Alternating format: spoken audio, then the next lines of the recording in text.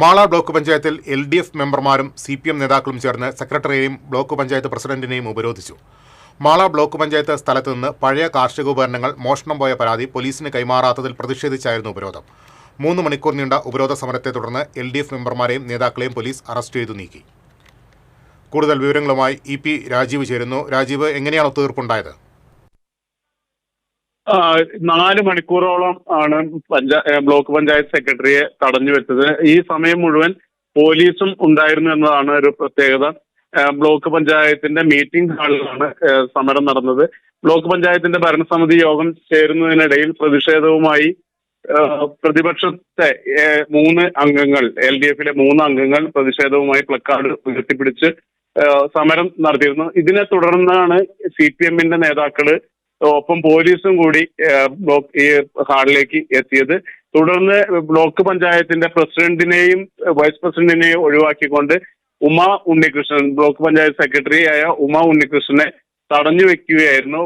Block പഞ്ചായത്തിന്റെ സ്ഥലത്ത് നിന്ന് പഴയ കാർഷിക ഉപകരണങ്ങൾ മോഷണം പോയതുമായുള്ള ബന്ധപ്പെട്ട LDF അംഗങ്ങളുടെ പരാതി പോലീസിന് കൈമാറിയില്ല എന്ന ഒരു ആരോപണവുമായാണ് LDF അംഗങ്ങൾ പ്രതിഷേധിച്ചത്.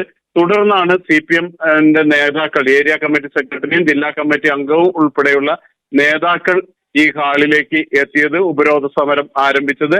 ഈ ഉപരോധ സമരം നടക്കുമ്പോൾ പൂർണ്ണമായും പോലീസിന്റെ സാന്നിധ്യത്തിലായിരുന്നു സമരം നടന്നത്.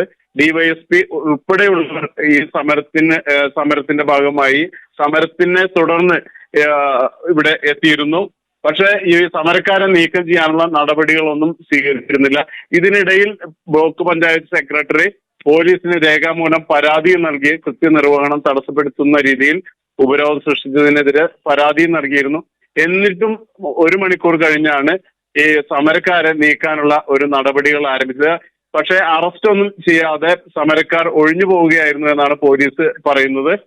പിന്നീട് മുദ്രാവാക്യം വിളിച്ച് അവിടെ ഒരു ബ്ലോക്ക് പഞ്ചായത്ത് ഓഫീസിന് മുന്നിൽ ഒരു പൊതുയോഗം കൂടി നടത്തിയാണ് സമരക്കാർ പിരിഞ്ഞുപോയത്. ശരി രാജു.